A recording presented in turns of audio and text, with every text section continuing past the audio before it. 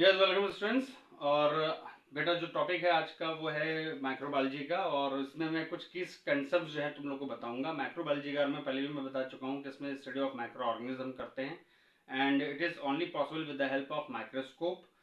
Without microscope we can't see any micro organism. और micro organism भी यहाँ पर यूकैरियोटिक भी है, प्रोकैरियोटिक भी है। स्पेशली अगर हम देखें तो जो मेजॉरिटी है वो ज़्यादातर प्रोकैरियोटिक है, ठीक है, जिसमें बैक्टीरिया आते हैं। लेकिन मैं आपको इसमें जनरली एग्जाम्पल्स देते हुए समझाता हुआ चलूंगा। ध्यान से सुनना, तुम लोग बहुत ध्यान से सुनना मेरे बच्चों, ठीक है। तो स्टार्ट करते हैं बेटा। पहला है तुम्हारा माइक्रोबियल सेल स्ट्रक्चर।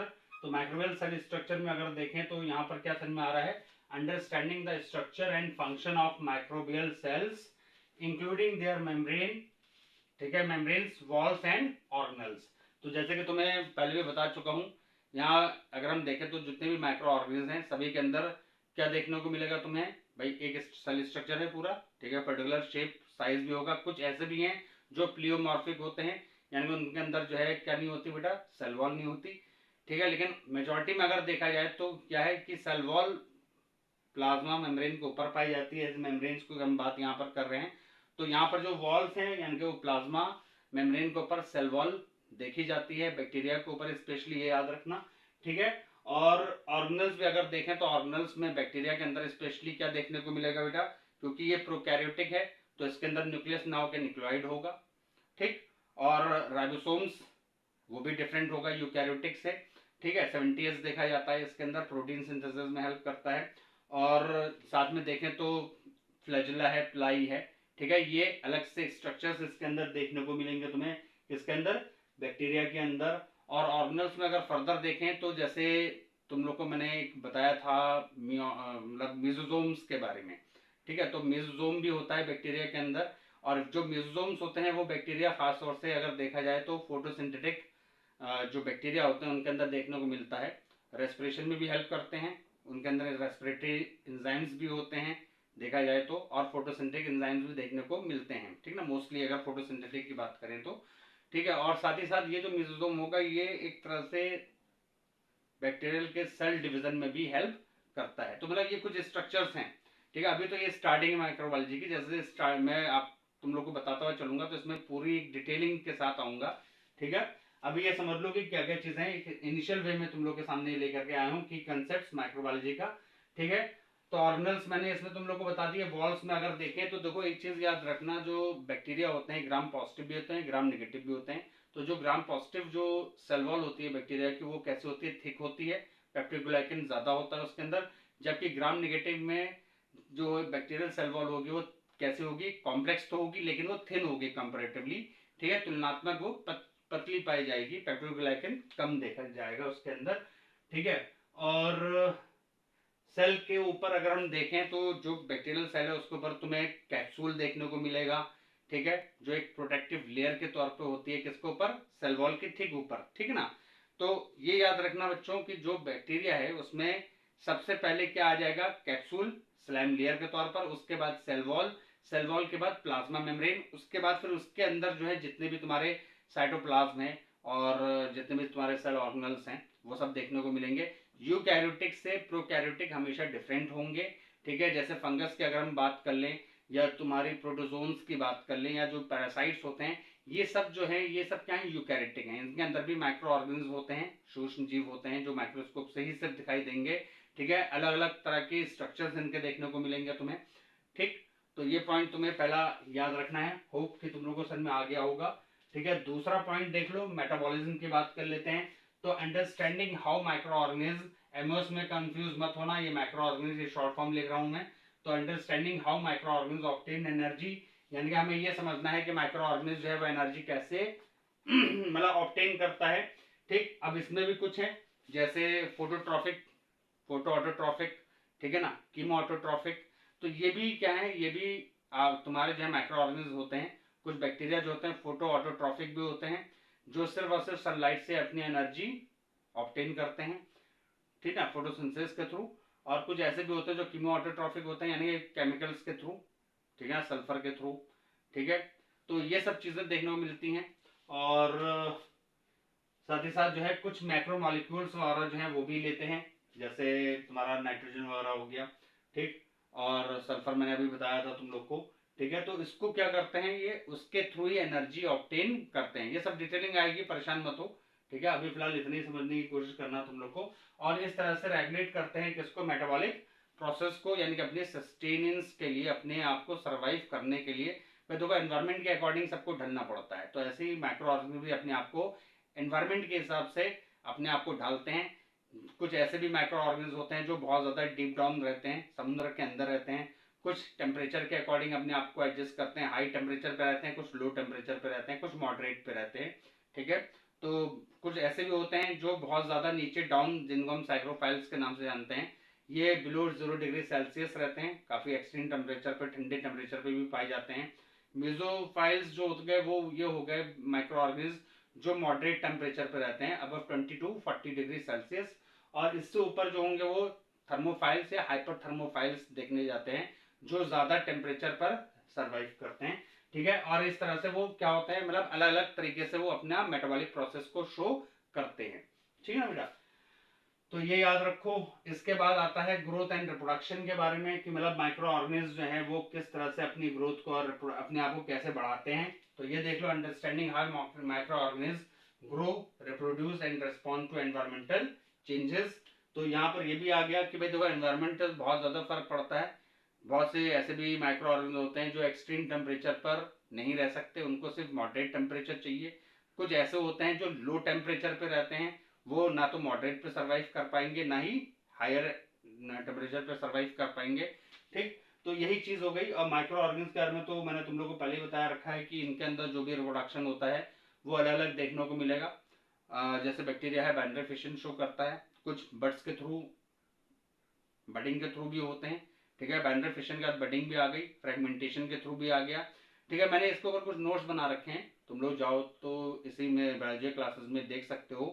और ये स्पेशली जो है क्लास 9 के अंदर मैंने बताया हुआ है, लेकिन फिलहाल तुम लोगों को यही चीज़ मैं थोड़ा जल्दी समझा रहा हूँ। तो यहाँ पर ये हो गया कि रिप्रोडक्शन भी अलग अलग देखने को मिलेंगे, माइटोसिस के थ्रू भी होगा।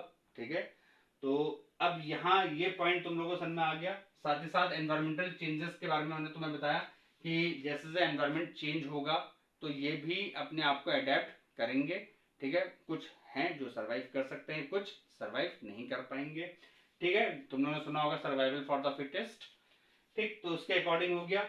और इसकी भी डिटेलिंग सब होगी धीरे धीरे, सब आपको जैसे मैं माइक्रोबायोलॉजी को अभी तो इनिशियल स्टार्ट किया हुआ है, अभी तो इसमें पहले मैं आप लोग को इसकी कुछ हिस्ट्री के बारे में लेकर के आऊँगा, बताऊँगा। उसके बाद फिर धीरे धीरे जब जैसे चैप्टर बढ़ता जाएगा वैसे ये सारे पॉइंट्स ऑटोमेटिकली कवर होते जाएंगे। ठीक है, अच्छा फिर उसके बाद देख लो इंट्रैक्शंस विद द एनवायरनमेंट, यानी कि कैसे माइक्रो ऑर्गेनिज्म जो है वो इंटरेक्ट करते हैं। ठीक है, मतलब एक तरह से कह लो कि परस्पर किस तरह से उनका मतलब इंटरेक्शन होता है, कैसे मेल जोल बढ़ाना, या कैसे वो किस तरह से अपने आप को मतलब एक तरह से इंटरेक्ट करते हैं, मतलब मिलते हैं, बात मतलब मिलते हैं, या ये कह लो कि मतलब किस तरह से वो अपने आप को सर्वाइव करते हैं। ठीक है, मेन इंटरेक्शन हो गया, मतलब एक तरह से अपनी बात वो करना। तो अंडर इसका मतलब देख लो क्या है इंटरेक्शन विद द एनवायरनमेंट में, understanding how micro organism interact with their environment including other micro organism, plants and animals. तो ये तो पता ही है कि माइक्रो ऑर्गेनिज्म जो है उनका भी काफ़ी वाइटल और काफ़ी इंपॉर्टेंट रोल होता है हमारे इकोसिस्टम पर। ठीक है, अर्थ पर, जैसे कि तुम लोगों को मैंने पहले ही बताया कि माइक्रो ऑर्गेनिज्म जो है वो एम्बियंट है, हर जगह पाए जाने वाले हैं, व्यापक रूप से देखे जाते हैं, हर जगह देखे जाते हैं। ठीक है ना, तो अब अगर देखें तो यहाँ पर जो है मतलब वो किस तरह से इन्वायरमेंट के साथ अपने आप को इंटरेक्ट कर रहे हैं, कैसे अपने आप को अडेप्ट कर रहे हैं। ठीक है, और उनका दूसरे माइक्रो ऑर्गेनिज्म के साथ किस तरह से रोल होता है। भाई किसी के साथ जो है वो सिम्बायोसिस शो करते हैं। ठीक है, किसी के साथ म्यूचुअलिज्म शो करते हैं, यानी कि सिम्बायोसिस तो बताइए कि अपना भी न्यूट्रिशन ले रहे हैं और दूसरे को भी प्रोवाइड कर रहे हैं, शेल्टर वगैरह दिया जा रहा है, उससे भी बेनिफिट है, इन्हें भी बेनिफिट है, बिना किसी नुकसान के। ठीक है, म्यूचुअलिज्म भी ऐसे समझ लो। ठीक, कुछ ऐसे जगह भी है जैसे कॉम्पिटिटिव भी देखने को मिलता है कि कुछ माइक्रो ऑर्गेनिज्म ऐसे होते हैं कि जो दूसरे माइक्रो ऑर्गेनिज्म के साथ कंपटीशन रखते हैं, ताकि जो ज़्यादा मतलब पावरफुल होगा वही सर्वाइव करेगा और जो वीक होगा वो खत्म हो जाएगा। तो इस तरह से चीज़ें चलती हैं। देखो प्लांट्स के ऊपर भी ये सर्वाइव करते हैं, एनिमल्स के ऊपर भी सर्वाइव करते हैं। प्लांट्स में भी अगर देखा जाए तो जैसे राइजोबियम, ठीक है ना, इंट्रैक्शन होता है राइजोबियम का प्लांट, पी प्लांट्स के साथ ये रहते हैं। एनिमल्स में अगर देखें तो एनिमल्स में गट वगैरह के अंदर स्पेशली देखने को मिलेंगे तुम्हें, ठीक है। वो हमारे लिए बड़ा इंपॉर्टेंट भी होते हैं क्योंकि कहीं ना कहीं डाइजेशन में भी हेल्प करता है एनिमल्स के अंदर, ठीक।